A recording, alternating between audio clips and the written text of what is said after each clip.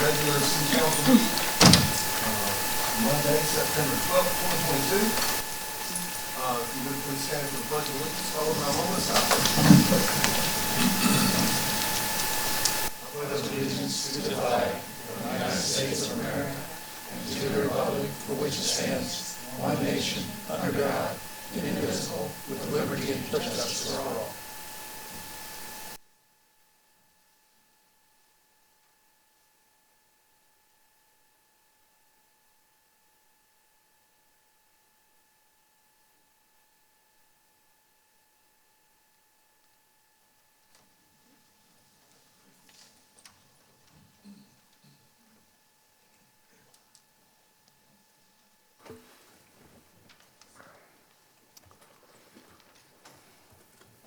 Okay. Our first item on the agenda this evening is public comments. When you approach the podium, please state your name and your address for the record. First citizen will be Darren Zeidma. How you doing, Mayor? Good, sir. How about yourself? Good, good. Thanks for coming You this and I evening. spoke a couple weeks back about the water fountains and the parks in this city. And from what I understand, there's only one park that has an operating water fountain. 1177 Windsong Bay Lane. So am I correct in saying there's only one park that has a working water fountain? Must be. Catawba Park, $3.5 million, no water fountains. Why is that? I thought you told me that there would be water fountains installed at Catawba Park. No water fountains. There are water fountains, there's concession stands in Catawba Park. Am I correct in saying, Charlie? No, sir, we didn't install any water fountains because most people bring their own water bottles, is what we find. But we've So- got a concession stand that's going to sell There's- water. Yes, sir. Okay. That's correct. So there's no free water. Very peculiar. All these parks have had their water fountains taken out. It does not make any sense to me. Fort Mill has plenty of water fountains, and they have vandalism as well, and they maintain them. But why doesn't TKK? What's the purpose of not repairing water fountains or installing water fountains? My wife was told at the Parks Department that you encourage people to bring their own water. Okay. But I mean, a park's a park. Parks should have water fountains. Kids need water. Parents need water. So I'm just kind of befuddled and confused, and I'm not sure why all these parks don't offer a water fountain. I know it may not be the biggest thing on your agenda, but it's something that kind of bothers me. I can respond briefly too, just so you're aware that I know Rundy, Turner, and Catawba do have bathroom facilities with water, with sinks. So you get a drink out of it. Well, if they brought a bottle or something, they could fill it Yeah. up, ideally, yeah. But I see your point. Yeah, I mean, with all the money, and I believe the mayor said you got a kind of a windfall, got some extra money. It just doesn't make any sense. Why wouldn't you put in water fountains? And last question, what's being done with the COVID money? I think typically we're not encouraged to reply during public comments, but I mean, for me personally, you brought two things up that are completely separate, but similar at the same time. Water fountains, COVID kind of go together. People don't drink out of water fountains after 2020 and the COVID era and things of that sort. And so city staff are doing the best they can to ensure we're putting out facilities that are great for our citizens. And while I see your point and appreciate it, I think there's several different ways to consider a water fountain. It's like a payphone 10 years ago. How many of those do you see around anymore? True. It's similar with water fountains and COVID. People are bringing their own drinks, and as Tom alluded to, there is running water at all the facilities that people have access to. And so while it may not be a water fountain, there is running water at all facilities of the COVID, city. You don't get COVID in the bathrooms, you would get COVID at a water fountain. Hey, I'm on your team there, buddy. But, like, we're not going to debate on that. I agree with you 100%. Thanks Yes. for your time.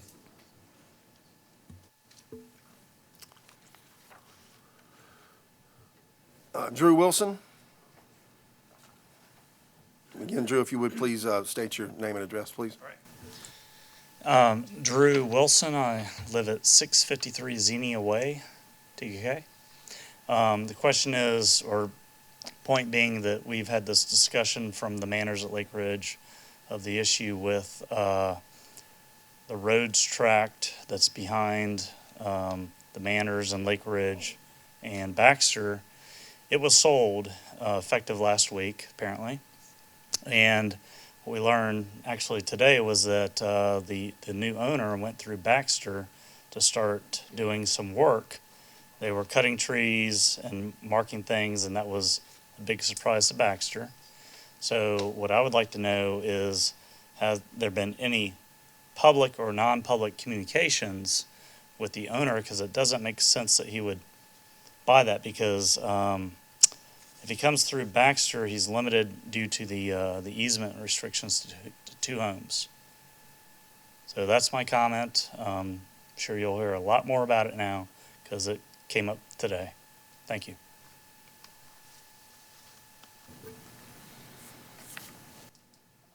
Scott Klein.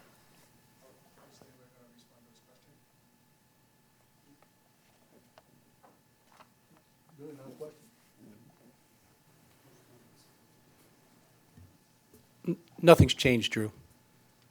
Nothing's changed on our part. Good evening. My name is Scott Klein. I live at 247 Forsythia Lane, TK. And I'm coming here this evening to speak about the convenience fee, and I'll put that in inverted quotes, for paying utilities with the city. For my July, August, and September bills, those convenience fees to pay either by credit card or by debit was $18.09, $20.50, and most recently $8.74. If I go to York Electric and I pay with my checking account, there is no fee. If I pay the same way with Comporium, there is no fee. Why is the city charging such outrageous fees for convenience of paying your utility bill, especially for those of us who might be traveling and can't pay it in person? Your charges are orders of magnitude 10, 12, 15 times, 20 times higher at times, depending on the amount of utility bill, than any of the other surrounding utilities in the area. And I would like to know why your charges are significantly out of line with all of the other utilities in the area. Just, if you don't mind me asking, how much is your water bill? Let's see, 1 month it was $604.60. 1 month it was $754.39. 1 month it was $287.88. That's why your convenience fee is so high. No. And that's a The thing is, pass-through. my electric bill changes every month, and if I pay by debit card, I pay $1.99. The- Doesn't matter what my what my usage is. Council, I can weigh in on this. The city doesn't set those convenience fees. They're set by the online payment processor. We, as a city, had made the decision, council had made the decision when we started offering that we were not going to, quote-unquote, eat those fees. They were going to be passed along. Myself, I use my own bank to pay. I don't use a card, and there is no convenience fee for that. You can come by City Hall, drop off a check, mail a check, things like that. So there are ways to pay it without doing and avoid the convenience fee, but it is a percentage of the total bill, is what those convenience fees are. So that's why Yes, with I having bills that understand- I high. can do the math. I understand that it's a percentage of my bill, but the firm that you're using charges fees that are way in excess of anything else anybody in the region is charging. In other words, I don't see that as being a convenience at all. Since I don't live on the peninsula, I've got to drive over to the peninsula to drop my check off or something like that. It is not, or if I'm traveling or something like that and I want to pay my bill, it's not a convenience. Or you could enter your checking account information and do it ACH with zero fees. Then you have to have, so I've got to register my checking account. You just type it in when you're paying your bill and you get zero fees. Problem solved. No, I have a choice with, here's the actual statement. I brought copies of all of them. I have a choice of debit card or credit card. Or matter pay which- with, I pay it every month as well, or pay with bank account. That's not one of the choices here. And look again next month, it's there. Okay, I've got the last 3 months. I'm just saying, look again next month, it's there. Okay? But then I've got to give the city my personal banking information to avoid this fee, where none of the other utilities require that. I can pay with a debit. I don't have a fee. I can pay with a checking account. You don't have a fee. So I own a business, and I have $10,000 to $12,000 a month in convenience fees from the merchant, the processor. And so, as Charlie mentioned, this is a pass-through cost. The city's not making any money on this. I'm not accusing the city of making any money on it. I'm And saying so, your and we've shopped vendor- around to find the best vendor that works with our system to ensure it meets the needs of all of our citizens. Okay, And so you have two options that you could pay zero convenience fees. I'd encourage you to utilize one of those two options, and then this conversation is not necessary. but I also encourage the city maybe to look at, if York Electric and others can use a payment processor that charges no more than $1.99, I encourage the city to also look at that for the convenience of their citizens. And It's sir, a percentage of the total, as you know, like you said, you could do the math. It's a Yes, total. but I Like don't for have mine, a- it's 2.9% plus 60 cents per transaction in my business. Okay. And I pass that through to my customers as well. Fair enough, but I'm saying. And that's what the city's electric doing. company seems to have a way of not charging me per, They're For doing usage. millions and millions of dollars in business. The city of TK is not. But time's up. Thank you for your comments.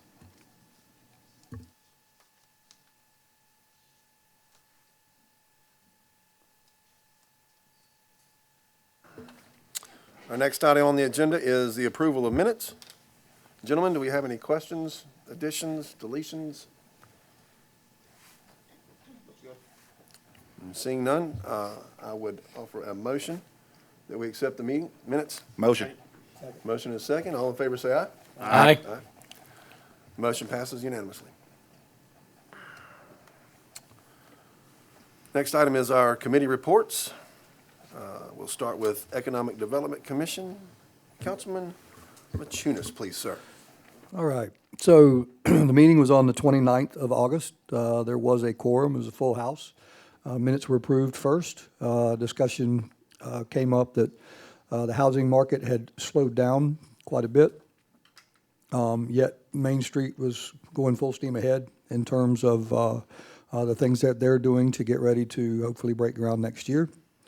The 10-acre Nivens Dees property that Four Star has an option on, I think they pivoted a little bit and looking at possible a medical office building now and a hotel as opposed to some of the initial things that they looked at, which did not really fit our comprehensive plan.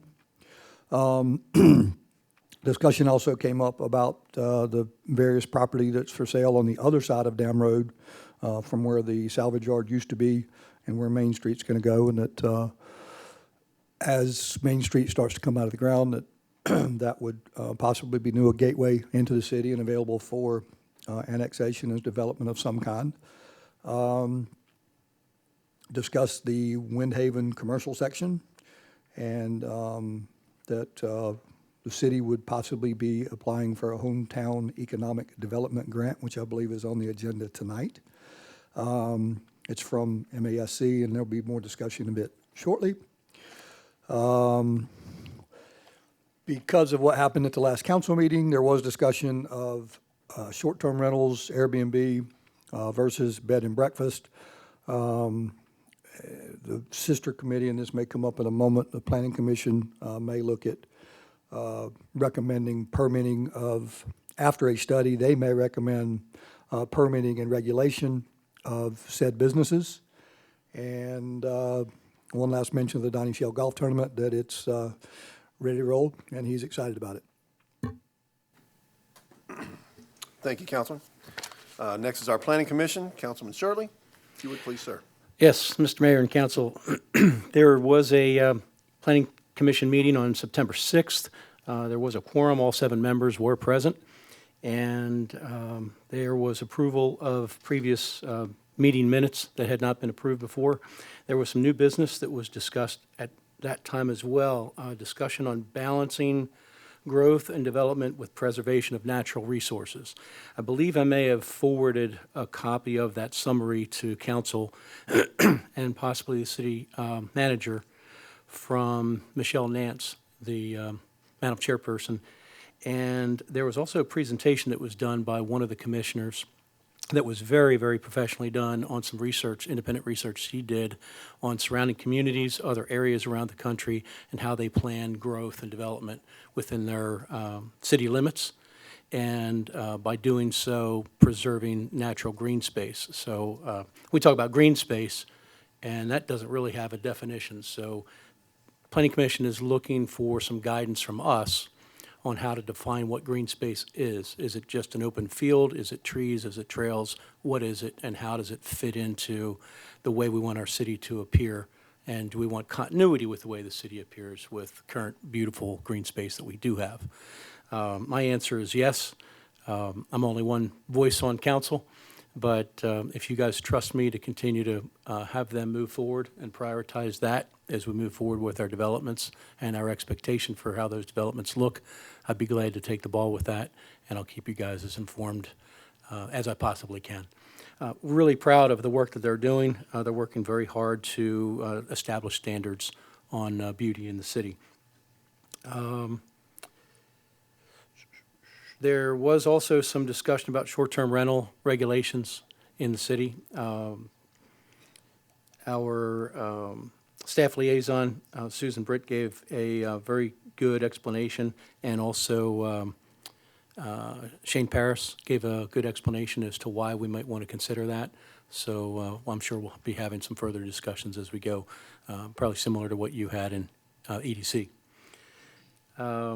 Excellent collaboration among the team. Very proud of the progress that's going on there, and they'll continue to move forward, and I'll keep you informed.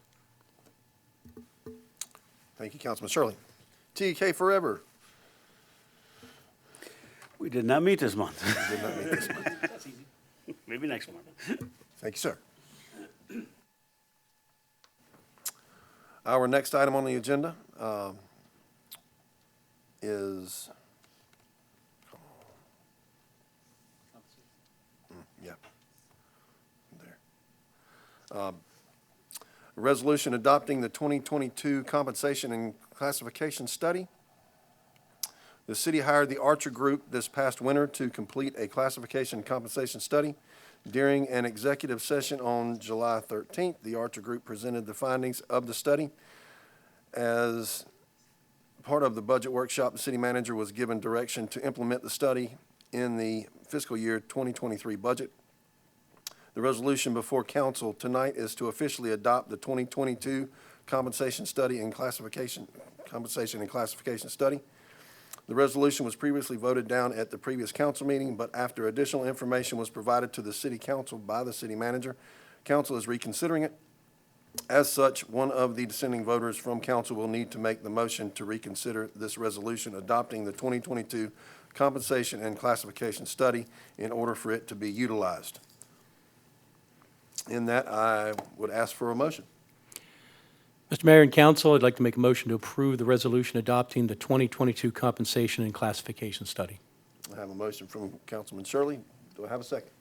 Second. I have a second from, We did that on purpose together. I think you were I think first. Ryan got that one. You split it. However you want. I have a second from Councilman Rashad. All in favor, say aye. Aye. Motion carries unanimously.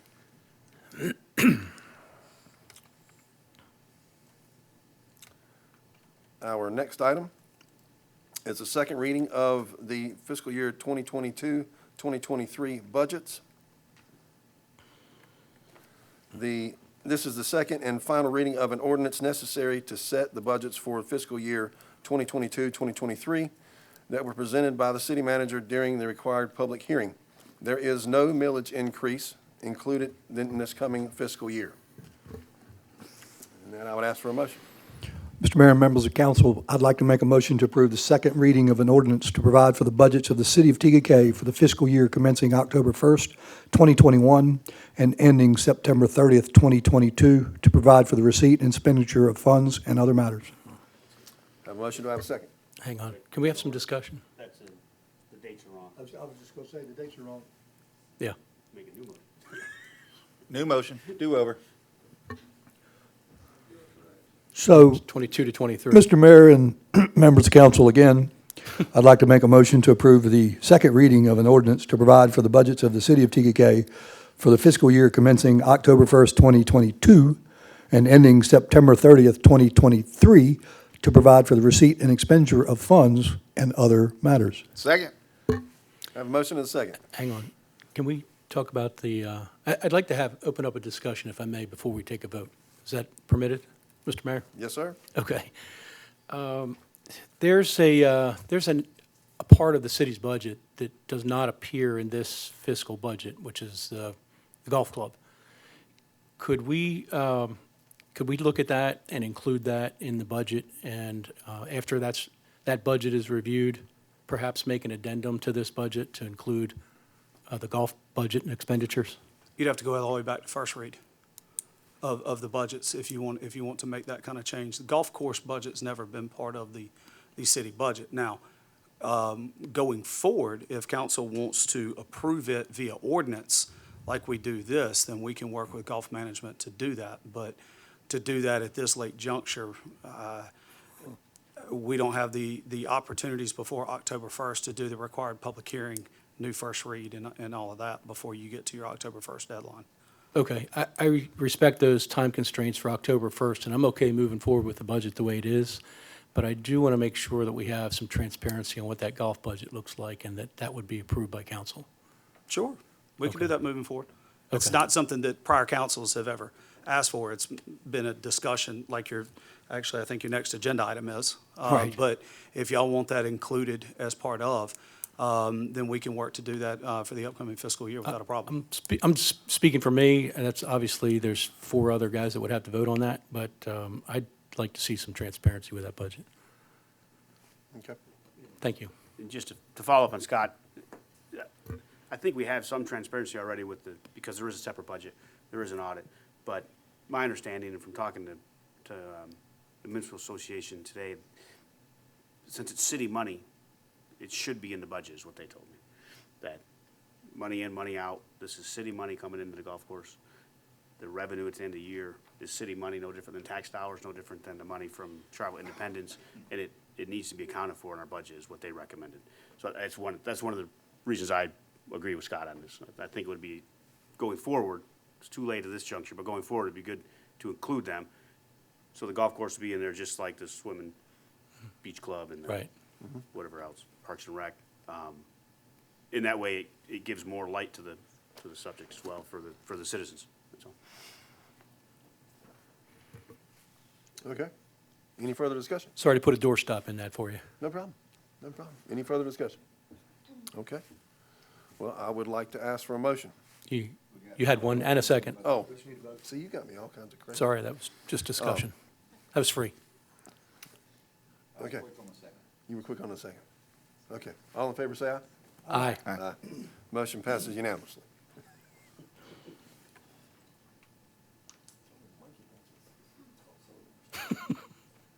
We have to keep you on your toes, Mr. Mayor.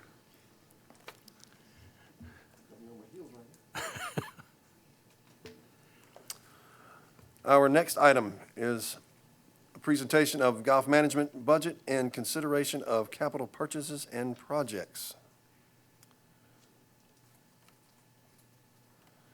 Pinnacle Golf Management has prepared the budget for fiscal year 2023 and is here tonight to present their plans for the coming year. They will also be presenting their capital needs for the coming year for council to consider. Awesome. The floor is yours, gentlemen. Thank you so much for having us, Mr. Mayor, Council, Mr. City Manager. You know, it's an honor to represent, the golf club and the city and what we do. And it's amazing. We're 15 years into this partnership. It's amazing how far we've come and how long it's been. My hair's a little bit grayer along the way, but thanks for all your support, obviously, as we work together to really try to use this asset to improve the city. And it really has done a phenomenal job and it's come a long way over the years. And so, with me up here is our Director of Golf, Kyle Backers, who's doing a great job. Chuck Smith, who's the superintendent. If there's any golfers in here, Chuck likes steak He likes a lot of other things, so we try to get those as much as we can. And then my partner Del Radcliffe in the company. So anyway, we're privileged to be here, and from the comments earlier, we're all about transparency, and so that's critical. It's one reason why we've been here so long, and so we're happy to do whatever council and the city would like us to do, moving forward. That's always an open invitation to have those discussions for sure. For 2022-23, we'll just run through the summary of the budget and the highlights of it for this purpose. We always like to start, which is always interesting to us. When we first started, our first year's rounds were 27,770 with golf revenue of $1,045,000. This upcoming fiscal year's our estimate is 35,051 rounds with golf revenue of $1,866,501, which is really just a phenomenal increase in business over the years. And really it comes from improving the asset, service and having the ability to put forth a really great product makes a world of difference in this business, as we all know. And, the operation currently is covering $216,680 in annual loan payments, which are for golf carts and golf course maintenance equipment, as well as we took a loan several years back to improve the irrigation on the Cove Golf Course, to improve the level of that 9 holes, which it's made a lot of progress. Chuck's still not even close to satisfied, but we're gaining on it. And so that, which is really nice have the ability to do that. We're now in a position really to cover from the golf course standpoint, separated from the general fund, most all the capital improvement needs we're able to cover from the revenue and the reserve generated from the golf course. Right now, we're sitting in a total reserve as a percentage of revenue of 72%, which is a phenomenal number. And those of you who've been around here for a long time, that number's not ever been this high. It's really been, some years there was 0. So to have it 72% is really a credit to the staff and a credit to the city for really putting forth the effort to make sure that golf course remains a vital asset here. Obviously the continued improvement of the asset is the best strategy for long-term success. We've always believed that. We'll always continue to believe that for the golf industry. We've seen it go the other way many times. So to continue the strategy for the overall best experience in the market, which is course conditions, service, and price. We feel if we hit home runs on all 3 of those, we're going to be in pretty good shape, and we currently are doing really, really well there. And continuing investment back into the asset. We've got to keep improving it. Things break and things get old and tired, and so we've got to keep improving those. And a continued growth in rounds and per round averages. Obviously, the forward COVID-19 impacts are still unknown. We are adjusting as we see them.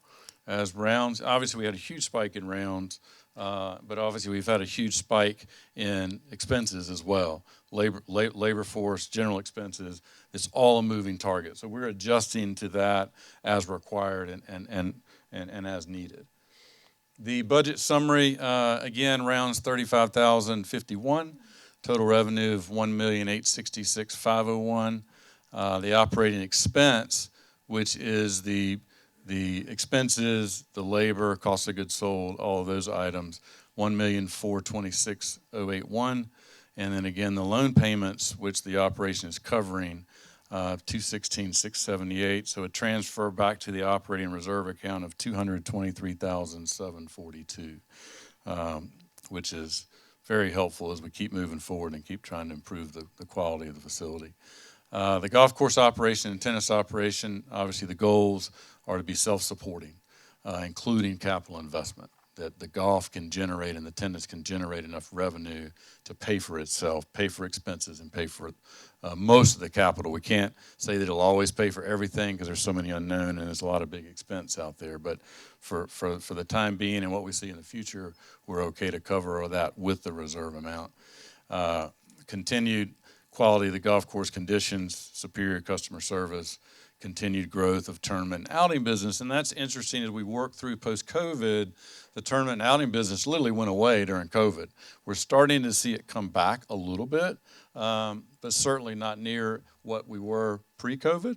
TKK is known for having the best quality tournament operation facility in this market with the infrastructure of the clubhouse and the Glennon Center and the pavilion, everything, plus the 27 holes and the staff that we have that do a really great job putting on events.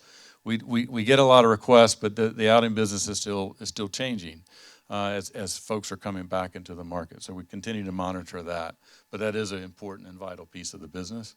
From a capital standpoint, and we put this in the budget, obviously it's not an end-all, it's a recommendation from our standpoint of what we see out on the golf course to spend your dollars. And some of it includes equipment, some of it includes actually working on the golf course itself, whether it be cart path repair or drainage or tee boxes or what have you. So obviously this is a list. A lot of this has been on the ongoing capital improvement list that we've had over the years. Pre-COVID, or right about COVID, we put a halt on a lot of it. So some of this is catch up, trying to get the asset back in order. So from an equipment standpoint, we have a Kubota tractor, a loader bucket. And again, we can have more conversation on all these at a later date. We just wanted to put it in front of you so you can see what we're thinking about. Equipment's very hard to come by these days. If we do something tonight, we might not get it until April, May, of next year. So the vital piece is to try to get moving on it so we can get it in the system. An aerator seeder, which is an attachment for our Ventrac machine, same as the loader bucket, John Deere sprayer, John Deere 1550 mower, jockey pump for the irrigation pump house, obviously is vital. So the equipment piece is a total of $149,900. The golf course and clubhouse area, we'd like to do some new irrigation and landscaping behind number 8, continued on what we've already done. Construct a new back tee on number 7, resod practice facility tee, resod numerous course tees, new hole signage throughout. And that's a biggie for us. Is if you go around and look at the signage, it's got scratches, the paint's coming off, it's got golf ball marks in the side of it. So we'd really like to put a whole new fresh look for all the signage throughout the facility. Pump house roof repair and installation, continued tree work, that's an ongoing. Reconstruct the front of number 7, purchase new hitting mats and ball trays for the driving range. The driving range is a very big focal point for us. It's a presentation standpoint when folks arrive at a facility.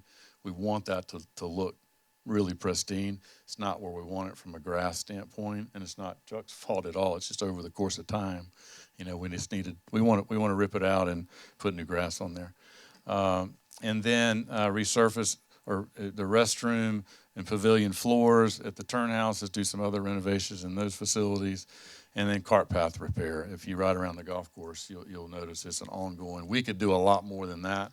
This is just trying to take care of the worst that's out there. So the golf course and clubhouse is another $141,500. Then some additional projects that have been brought up to us that we wanted at least to address and bring up is to add irrigation along TUK and Molokai Drive on hole number 9. So again, when you arrive at the facility, it has a really nice look. We don't have irrigation along that side, as why we have a hard time growing grass. Install fence slats, the wastewater treatment plant on hole 2 to hide that. Hole number 3, that's my typo. All 3. Oh, all 3. Oh, yeah, all 3 like wastewater plants, yeah. Going on 2 and 3, right, yeah. I should put the other numbers on there. And then extend golf cart staging area right behind where the deck is off the side of the clubhouse. There's a lot of activity going on in that area, as we all know.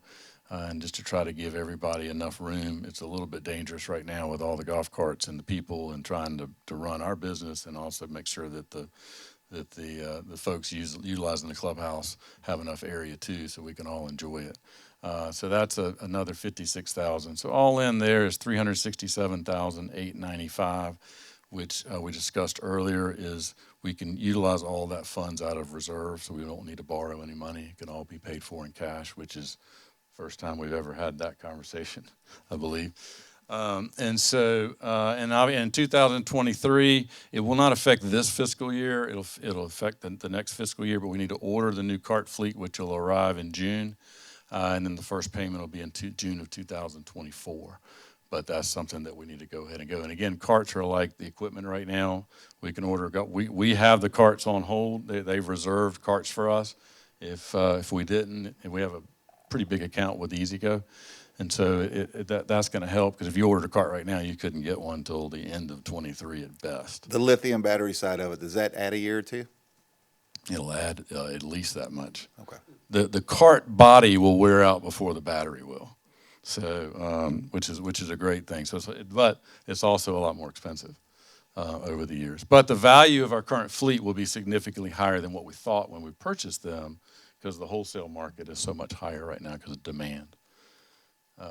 Just a couple of pictures, obviously, of the golf course. I mean, none of this happens without that golf course looking like it does. And this is attributed to Chuck and his crew, who do an unbelievable job out there. I mean, it's just spectacular when people come to TUK, what they see, and the comments when they leave. And this is from public golfers, private golfers, you name it. It's just an amazing asset. That's just getting better and better. We'd like to keep improving it. Obviously, that's going to take more investment. We've built up enough reserve to keep doing that. And obviously, there's all kinds of things we could spend every bit of the reserve tomorrow if we needed to. We try not to. A reserve is critical. We've been at properties not that long ago where winter kill hit the fairways, which has nothing to do with money being spent. It's just Mother Nature. We had a facility, had winter kill. We had to resod 50 acres of land at a tune of $1.3 million. And so there's not enough reserve, and that's why you don't see us asking to spend all of it. We need to keep enough reserve for something to go wrong. In our business, we're farmers at the end of the day with Mother Nature. And so we can't control it. We've got to have enough money so we don't tap that general fund, and we can pay for as much as we can from the golf side of it. So we appreciate all your support. We really do. It's a privilege and an honor to be here, to be your partner. It's a privilege and an honor to have TUK in our portfolio in Charlotte, and we look forward to many more years to come. Thank you, gentlemen. Appreciate it.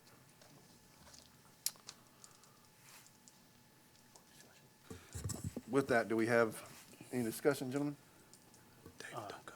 I'd like to briefly just thank you guys. You do a wonderful job. The course looks great, and I'm a member. I'm up there often, and people I bring are always impressed. And like you said, in the area, you can't find a better deal. So, great job. Yeah, we appreciate it. It's teamwork in this city to pull this off for the, obviously we have to charge what we do, and those will ultimately go up a little bit, but in the market, we're such a great value. I mean, if I can just dovetail on there too, I absolutely love the game of golf.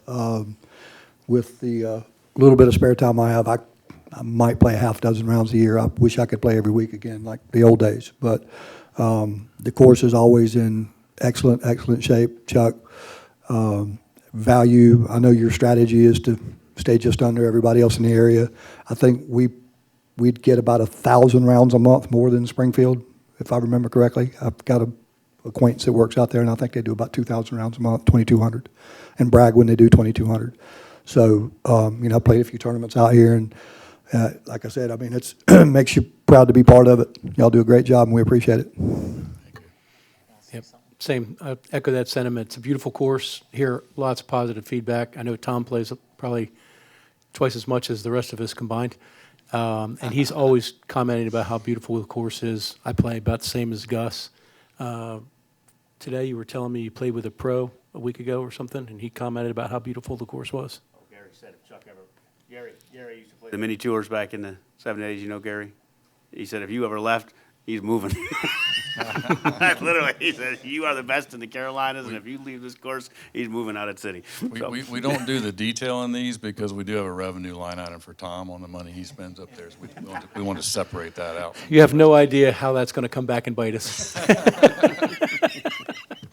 can I say something? Absolutely.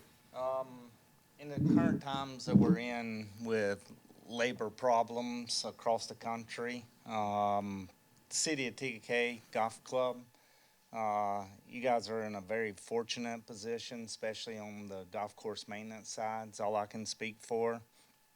The staff that we have working on this golf course, the job that they do out there for as small of a staff as we do have, the staff that we were able to put together this summer with college students and high school students. Man, I just can't thank those guys enough for what they do. And I hope that Tom and all you guys, as y'all are out there playing, if you see my guys out there, shake their hand. What they do for you guys in this market that we're in, I just can't say enough for those guys. I mean, they're just unbelievable for the city of TK, especially for me. So just wanted to give them some kudos. Absolutely. I you know, share the same sentiment with these guys. You guys do a terrific job for us.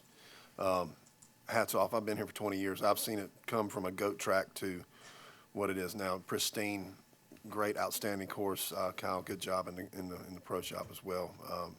Both pro shops, as far as tennis and golf. So we truly appreciate the job you guys are doing. With that, anybody have any further discussion? Okay. Thank you all. So I'd like to entertain a motion.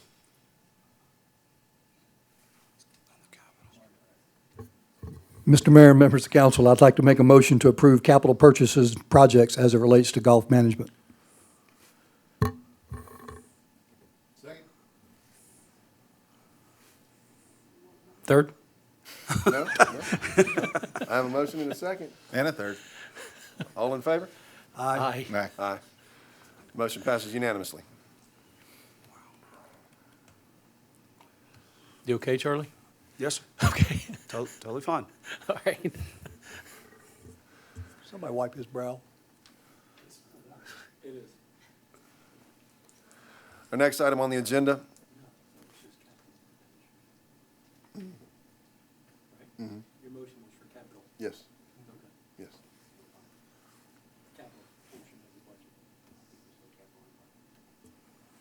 Capital and projects. Okay. Our next item on the agenda is the consideration of allocating opioid settlement funds to Keystone Substance Abuse Services.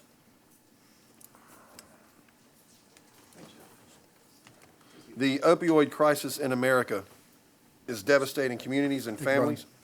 Our city is not immune from this crisis and as such, the city manager filed the necessary paperwork for the city to be included in the opioid settlement case. The funds coming to the city from this are very limited on what it can be spent on. As such, I would like to invite Mr. Brian Butts from Keystone Substance Abuse Services to the podium to provide council and the public with information on the matter and to make their request for council's consideration. Mr. Butts, you have the floor. I was going to say, I'm obviously not Brian Butts. My name is Danielle Russell. I'm the Executive Director of Keystone Substance Abuse Services, so thank you guys for allowing us to come speak tonight. You do have a full copy of the presentation in your folder, but I'm not going to share all those slides in the interest of time. I shared some more information about Keystone and what we're doing, so you guys could have that information. Do I need to point this on? There we go. Just to specifically highlight about us, we are located in Rock Hill, but we serve all of York County. We've been around since 1969, and in South Carolina in 1973, they passed the South Carolina Act 301, which had every county designate a substance use authority. In 1973, York County has designated Keystone as their substance use authority for prevention, intervention, and treatment, and we have held that title since that time. We do have inpatient and outpatient for our treatment services. Our inpatient is regional, so we serve Chester, Lancaster, and York County for that. We have 14 beds total, 8 for detox, and then 6 for residential. But what I really wanted to focus on is kind of why we're here, is to discuss the opioid settlement and how the opioid epidemic is really impacting York County. I'm sure you've all heard about the substance fentanyl and how that's kind of infiltrated into all across America, and in York County as well. I did this presentation actually for last month, so you'll see in 2022, the total overdoses, that includes non-fatal and fatal overdoses, it says 517. As of today, we have 626. So we've already increased about 100 in the past month. Fatal overdoses are over 60. Some of those are still being confirmed, so that number is continuing to skyrocket. And we're starting to see the various ages of fatal overdoses is 17 to 77. So it's impacting every generation, every race. This epidemic does not discriminate. So this is a picture, I know this kind of hard, but all those dots represent an overdose. And that was a month ago, so imagine 100 more dots up on that screen. And then I did want to highlight into TIGA-K a little bit. I did, in your packets, you guys have the most updated one, which I think there's only about 1 to 2 dots added since that time. But you can see that it is impacting this area as well. And luckily, a lot of these are non-fatal, and that is because of that substance, Narcan, that our police officers have, firefighters have, and then a lot of citizens have. In terms of treatment, we've seen an increase in the amount of people that are coming into our facility with opioid use disorder. Our number one substance is still alcohol, followed by marijuana, but opioids are coming right in line to come be that number 2 very soon. You can see the demographic breakdown there, which is similar to what we're seeing with the opioid epidemic. It is predominantly white, but we are seeing an increase in African Americans using opioids as well. So benefits of MAT. MAT is medication-assisted treatment. That is the best practice for treating opioid use disorder. We do provide that. It is best practice coupled with counseling. So you have some of those clinics that just provide medication. We do not do that. If you are getting MAT at our facility, you do have to come to counseling as well. But some of the benefits, obviously, it decreases infectious disease, such as Hep C, HIV, decreases criminal activity. For those that are pregnant, it actually gives you a better chance to have a healthy baby at the end of the day. It improves retention in treatment and decreases relapse. And obviously, what we really care about is decreases the risk of death of all causes by 15 times. So it is the best practice, like I said. It is a little controversial, and I'll talk to you about that in a second.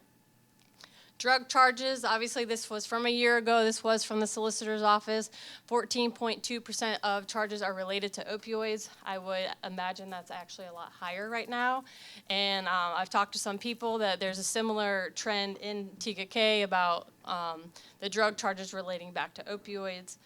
The Sheriff's Office has said that York County has become a hub for fentanyl production, and that's because you can buy a pill press off Amazon, you can do this in your car, in your garage, anything like that. For those of you that don't know, that picture at the bottom is showing fatal doses of heroin and fentanyl. There is now a substance that's actually 100 times stronger than fentanyl that is out in our streets. So it is taking sometimes 8 Narcans to try to revive somebody. So this epidemic is not going away, it's continuing to get stronger. Some gaps in solving the opioid epidemic. There is obviously controversy with the MAT, and there's stigma around it still because it does use an opioid, but it blocks that opioid receptor in your brain. So therefore, it's not accepted in all NA or AA groups, and it's not accepted in York County drug court. So those are some of the barriers that causes those opioid use people to continue to go back in jail because they don't have an outlet for their recovery. There is no fentanyl trafficking law in South Carolina, so I can get caught with 1,000 pills today. If it's my first offense, I'm going to get a slap on the wrist and get back on the streets. That is something that we are trying to work on as an agency and as a state, but right now it does not exist. We don't have sustainable funding for our prescribers and or our indigent patients. As you can imagine, most of the people that walk through our doors do not walk through our doors with a lot of money. And we serve regardless of ability to pay. So we try to find sources to be able to pay for their treatment and their medication so that they can get to their path to recovery. And then lack of connection to resources after non-fatal overdoses. Oftentimes people overdose, they can choose whether or not they go to EMS or not. Most of them do not go to EMS, and they just go back into their lifestyle, and then there's no follow-up after that. So that is a barrier as well. So why choose Keystone for the opioid settlement dollars? Again, York County Council has designated us since 1973. We are the go-to in York County for substance use prevention, intervention, and treatment. I think, I think you mentioned that the opioid settlement, there is specific strategies that you have to do for that funding. And they're all listed right there, and the ones that are in that tealish colors are the ones that we do. So naloxone, we are a community distributor for Narcan. Anybody can walk through our doors. Do not have to tell us who you are, what you're doing there, anything. You can just ask for Narcan. We hand it to you and you walk out. So that is a perk that we have. We do Narcan events throughout the community, so people can come up to our table and we hand them Narcan. And we provide trainings for organizations and churches and things like that. So if anybody ever needed a Narcan training, we provide that and then give Narcan. I've already kind of talked about medication-assisted treatment. We do offer 3 different types. We offer naltrexone, which is also known as Vivitrol, buprenorphine, and Sublocade. Sublocade is an injection that lasts for 30 days. So that one is more appealing to some people because you don't have the risk of diversion or anything of pills. Pregnant and postpartum women, our priority population is pregnant women, IV users, and TB population. So if there was ever a time where we had to decide between which patient can get some treatment, especially an inpatient, that's the population that would go first. In terms of warm handoff programs, we are partnering with Piedmont to do an SBIRT program. That's a screening, brief intervention, and referral to treatment program. So if somebody walks in the ER, maybe they have some sort of substance use, they do a screening. If they think that they need treatment, they will give them a warm handoff to a treatment facility. We are looking to also partner and do some homelessness encampment outreach, trying to go out there, as we have heard that those encampments are covered with needles. I don't know if that's an issue here in DK or not, but it seems to be growing everywhere in this county. And then we're trying to partner with DHEC on a project called COPE, which is that warm handoff after somebody overdoses. So trying to partner with law enforcement, mental health, things like that to go out after somebody overdoses. Treatment for incarcerated populations, we have piloted a jail diversion program. It was not as successful as we would have liked, but we did learn a lot from that. We did pilot an MAT drug court. It was very successful. There are some barriers there that I won't go into at this forum. And then we're also sending peer support in the jails. So we're trying to connect people inside the jails to resources when they come out. So we are doing that now. And then obviously we have a lot of prevention programs. We're in the school systems. We have a counselor actually in Fort Mill School District that helps. They do the prevention program for all 6th grade students, and then they are also there for anybody that needs treatment. And this just highlights a lot more of the things that are going on. I'm not going to go into all of those, as some of them I've already mentioned. We do offer fentanyl test strips for patients now, that with lacing pills all the time, people are now testing their substance to see if there's fentanyl in them. It's just a tool to help keep people alive. We are serving on the York County Heroin and Opioid Education Group that has a lot of partners at the table. We serve at Community Overdose Review Education. They do basically hotspots around the county. They're doing presentations. The next one is actually at Clover High on September 28th. So we are doing that. We've held a lot of educational summits and presentations for the community, so we're continuing to do that as well. And then why just invest in us? Obviously, reducing recidivism, reduces crime, healthcare costs, workplace productivity. Obviously, we all want more self-sufficient individuals in our areas. And then, like I said, it aids in preventing a root cause of homelessness, fewer overdoses, including deaths. So obviously, every dollar you invest in us goes back to reducing the cost of all those. You guys have any questions for me?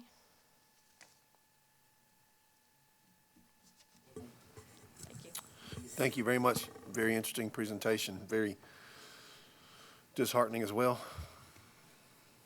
But we appreciate you folks for being in the community and doing what you do and trying to help us make our community better, as we all try to do. Okay. Mayor, before council entertains any type of discussion on this, I had Chief Hasty and Chief Crosby look through all of the material from the state related to this, to the opioid settlement. And Brian, correct me if I'm wrong, we'll be getting anywhere between $6,000 and $8,000, I believe, over the next 18 years. And similar to the ARPA funds, very little we can spend this money on, right? What Keystone provides and the services that Ms. Russell just went through with y'all is basically all we can spend that on here as a city. So as those funds come in, staff's recommendation would be that, that we send those funds to Keystone so that they can continue doing these programs. But I had both chiefs look through it. You know, we're not having issues in either department with getting Narcan. You know, they've got the training and all that good stuff. So we're really, I mean, what we can spend the money on is what they're already doing. So I just wanted to make sure that everybody understood that as well. Just a point of clarification on that amount, is that 6,000 to 8,000 a month, a year? How often? It's per year. Per year, for okay. 18 years. Still Really nowhere near spreading that enough. out. Nowhere near enough. Thank you. Have any further discussion? Okay. I would then request a motion. Mr. Mayor and Council, I'd like to make a motion to approve allocating all opioid settlement funds to Keystone Substance Abuse Services annually upon receipt of those funds. Second. Have a motion and a second. All in favor? Say aye. Aye. Motion passes unanimously. Thank you, folks.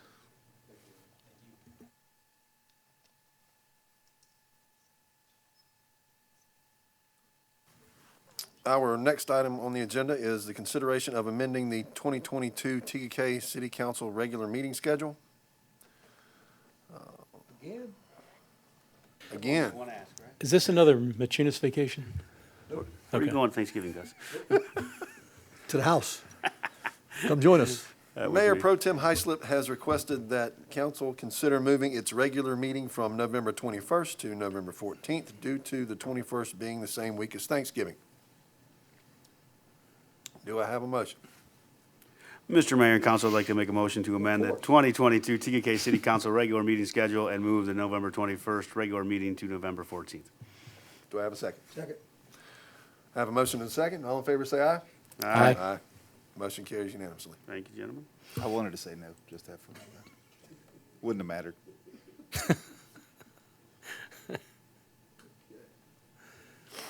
Next item on the agenda is a bond reduction request and amendment to the performance, labor, and materials surety agreement for Windhaven Phase 2. The engineer for Lennar Corporation has submitted a request for a reduction in the original surety for the completion of the infrastructure for Windhaven Phase 2. The original letter of credit issued on October 27, 2021 was in the amount of $1,830,742.24. The reduced amount requested is $600,846.33, which constitutes a reduction of $1,152,875.91. The city engineer has reviewed the estimate and has found that the reduced amount is appropriate for the completion of the remaining site development work. The city attorney has prepared a revised performance, labor, and materials surety agreement for the reduction. Gentlemen, do I have a motion? Mr. Mayor, members of council, I'd like to make a motion to approve the letter of credit reduction and the performance, labor, and materials surety agreement amendment for Windhaven Phase 2, contingent upon approval of substance and form of the letter of credit by the city attorney. I have a motion and a second. All in favor, say aye. Aye. Motion passes unanimously.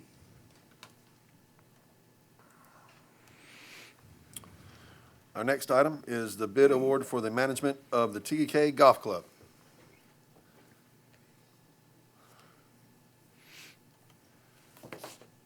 The city issued an RFP for management of the TK Golf Club in accordance with the procurement code. Pinnacle Golf Management submitted the lowest bid.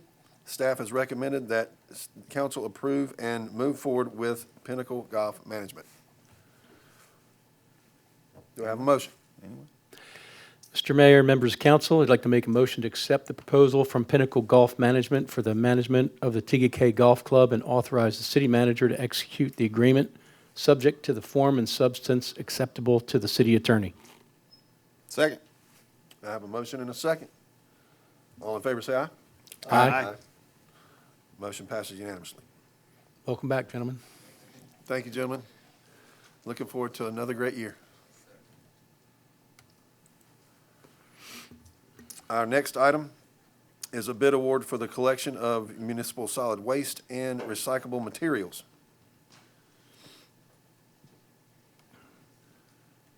The city issued an RFP for the collection of municipal solid waste and recyclable materials in accordance with the procurement code.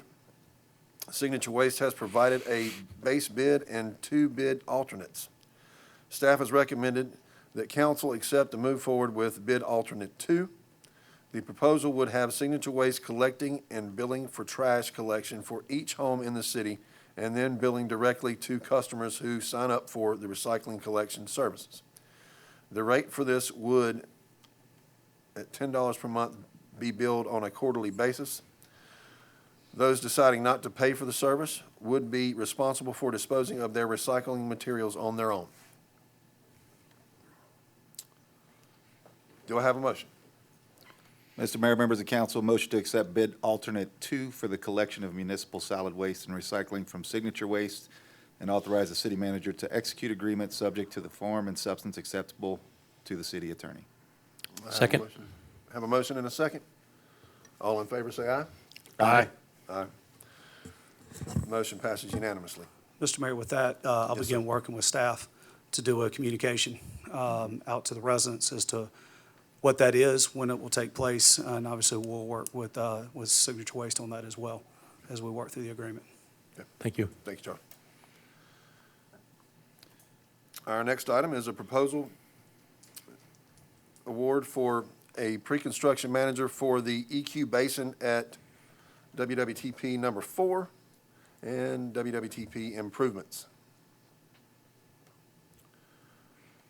The Utilities Department is utilizing ARPA funds to make necessary upgrades to the wastewater treatment facilities, including equalization area at wastewater treatment pump 4. To do these projects, the city is using a CMAR approach that is similar to a design build. As such, staff issued an RFP in accordance with the city's procurement policy. Alliance Engineering, the project engineer for the city, and staff recommend moving forward with Harper. Mr. Mayor, I'd like to make a motion to accept a proposal for a pre-construction manager for the EQ Basin at wastewater treatment plant number 4 and wastewater treatment plant improvements from Harper, and authorize the city manager to execute all necessary agreements subject to the form and substance acceptable to the city attorney. I have a motion. Do I have a second? Second. I have a Question? motion and a second. May I ask a question before I Absolutely. vote? Could you help me understand what CMAR is? Construction Manager at Risk Thank you. is what it stands for, yes, sir. Okay. I had to ask Philip the same thing when he brought it to me. Hey, So no I'm worries still a there. rookie. Me too. Me too. Hey, I had to ask the same question when it came Thank you. across me, first I'd seen it. If I'm going to vote on it, I want to know what it is. Any further discussion? All right. All in favor, say aye. Aye. Aye. The motion passes unanimously. Our next item is a resolution in support of the Municipal Association of South Carolina Hometown Economic Development Grant. City staff, along with members of the Planning Commission and the Economic Development Commission, have been working on developing a small area plan for the Windhaven commercial area to create a city center mixed-use district. As part of this process, the Municipal Association of South Carolina has an economic development grant that staff would like to apply for. If awarded, these funds would be used for branding and marketing purposes associated with the city and the city center plan. The resolution before us tonight supports the application and commits that we will provide the 10% matching funds based on the amount applied for. The matching funds would be approximately $4,000. Mr. Mayor and members of council, I'd like to make a motion to approve the resolution supporting the Municipal Association of South Carolina Hometown Economic Development Grant. Second. I have a motion and a second. All in favor, say aye. Aye. Motion passes unanimously. 9-to-1 money, all day. Yes, sir. Yes, sir.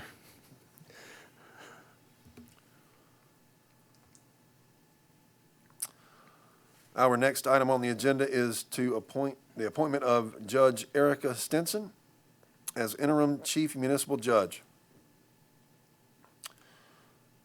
As council is aware, Judge Donna Dorado has submitted her notice of resignation, and it will become effective September 29th. The city manager is actively searching for a suitable candidate to fill her position. As that position cannot be officially filled without an appointment by city council, we will need to fill it out in an interim basis. Judge Stinson is currently serving as our administrative judge and clerk of court. The resolution before council tonight will appoint Judge Stinson as the interim chief municipal judge, effective on September 30th, and will continue until such time as a full-time replacement can be appointed by city council. Mr. Mayor, members of council, motion to appoint Judge Erica Stinson as interim chief municipal judge. Second. I have a motion and a second. All in favor say aye. Aye. Motion carries unanimously. And we come to the city manager's report. Thank you, Mr. Mayor, members of council. Our last concert of the year is scheduled for September 24th with a Journey tribute band. This show will be at Rundy Park, beginning at 6 p.m. with the band taking the stage at 7. So looking forward to closing out our concert season in a big way there. Catawba Fest, formerly our fall festival, will be our first big event out at Catawba Park. We have approximately 200 vendors signed up, which is incredible. This year, the festival will run from 11 a.m. to 8 p.m. With a concert closing it out. So looking forward to a wonderful day down there. We will be using the parking lots at Catawba Park, and then once those are at capacity, we'll be directing folks to park at Gold Hill Middle School in the athletic parking lot behind the elementary and middle schools, and we'll have a shuttle running throughout the entire day. So you can try to go down to Catawba Park and park, or if you just want to go park there and hop on the shuttle, it will be running throughout the event. And next year, we're going to look to try to make that a multi-day event. Friday, Saturday, Sunday type thing is what we're shooting for next year. So excited to have our first event out there. And right now, you're probably wondering, wow, are we opening Catawba Park? All they've got left now is just to finish it. So I will say the synthetic turf infield showed up today. So started laying that out. They will be working into the evenings under the ball field lights, but no later than 10 p.m. Lights will cut out by 10. So we're rescheduling. Made the decision today. We're rescheduling our first two weekends of soccer and flag football. It's just the surrounding areas. We're still waiting on the grooming equipment that should have came in July, so that we can maintain those synthetic turf fields. Don't want to get out there using those with debris on it and things like that until we get it cleaned off. So it sucks. We're ready to get on it, but kudos to our programmers working on getting those games shifted around, moved around to some of our other facilities for the next 2 weeks. So we're excited. Scoreboards are supposed to come in this week. Knock on wood. So we're getting close. I'm looking forward to seeing this Friday's aerial pictures. Let's see. With less than a month remaining in the fiscal year, I would like to provide some updated information from Development Services regarding activities in their area through the end of August. This year, so since October 1, they've issued 1,668 permits. 798 of those were zoning permits. 870 of those were construction permits. Of the 870 construction permits, 227 were new home permits. And again, that's through the end of August. We've got 3 building inspectors, and they have performed 4,733 inspections since October 1st. And 119 code enforcement inspections. So needless to say, they've been extremely busy this year, and I just want to take a moment to acknowledge our appreciation for their efforts. Like all our departments, they're all busy, but this is not a massive crew, and they get a lot done, a lot of very, very important work for the city. So looking forward to your November and December meeting, having your department heads providing y'all with some good year-end updates, if you will, as we've done in the past. And Mayor, that concludes my report for this evening. Thank you, Charlie. Excellent news about the turf, by the way. Crazy. Thank goodness. Jeez.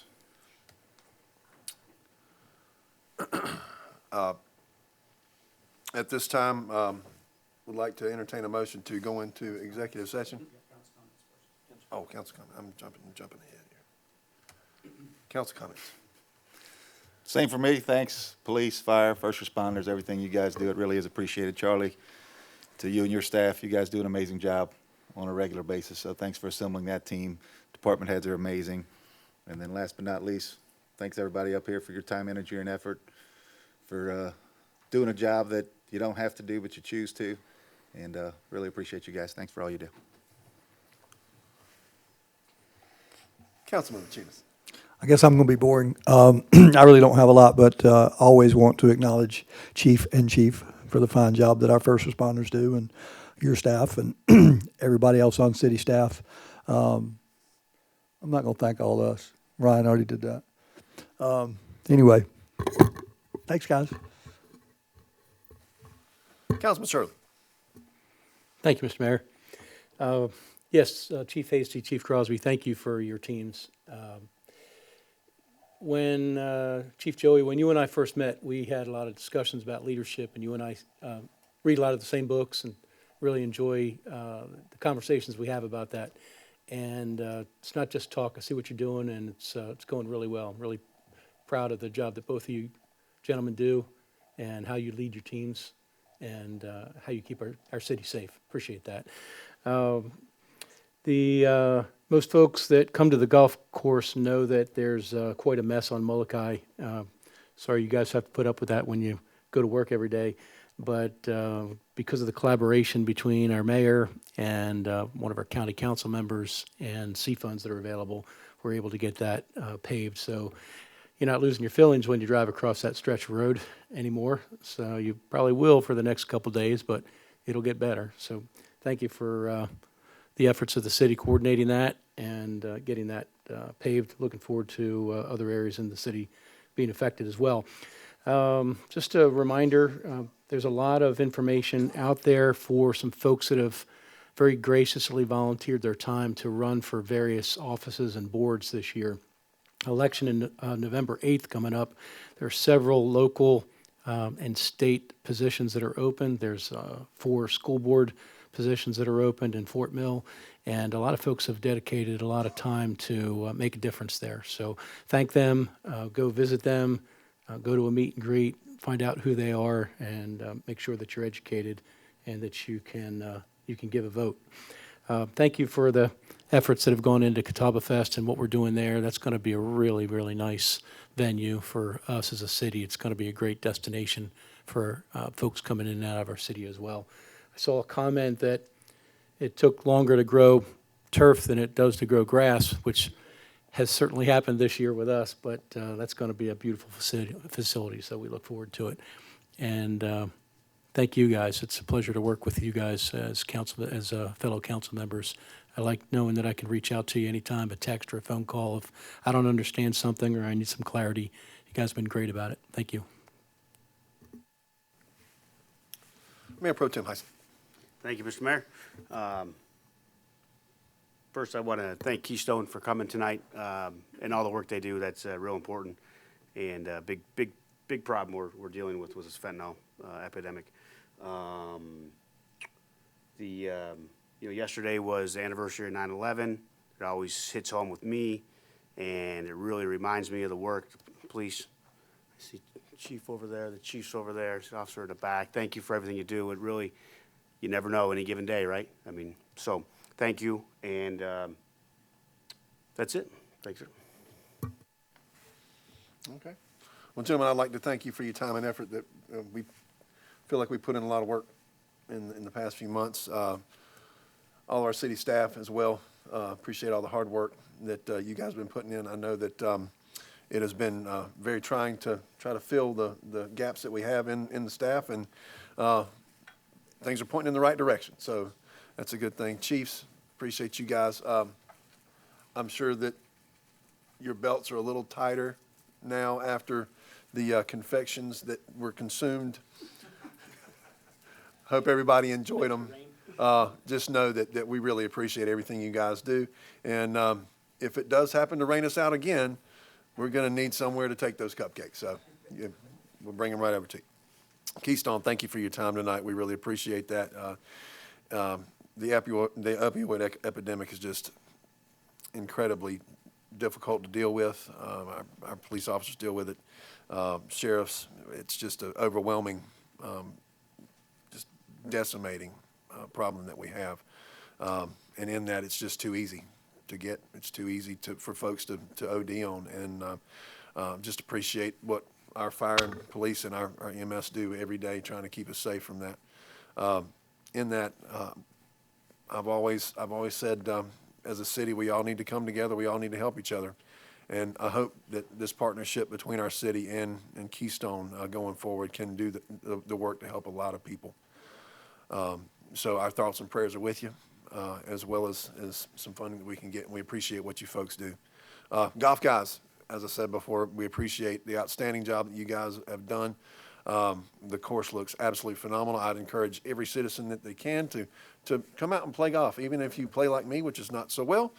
I tend to see all of the golf course, and every angle, it keeps on looking better, guys. So we really appreciate that.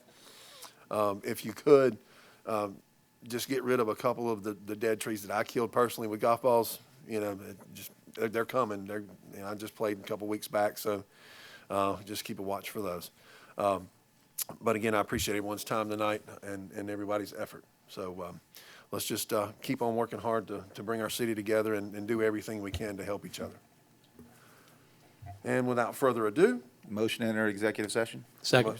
I have a motion and a second to enter executive session. Aye. All in favor, say aye. Aye.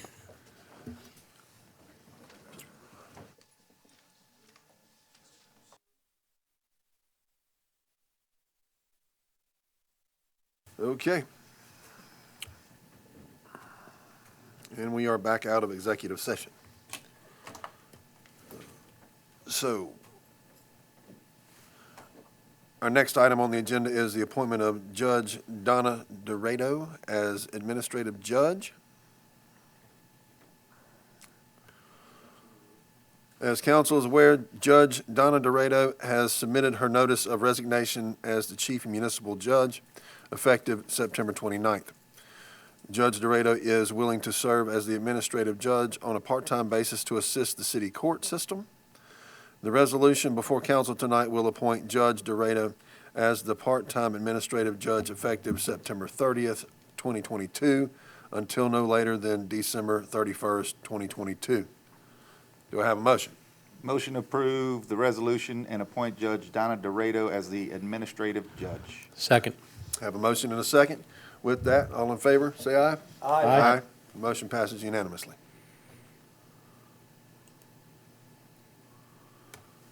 And with that. Motion to adjourn. Second. I have a motion and a second to adjourn. Aye. All in favor, say aye. Aye. Motion carries unanimously.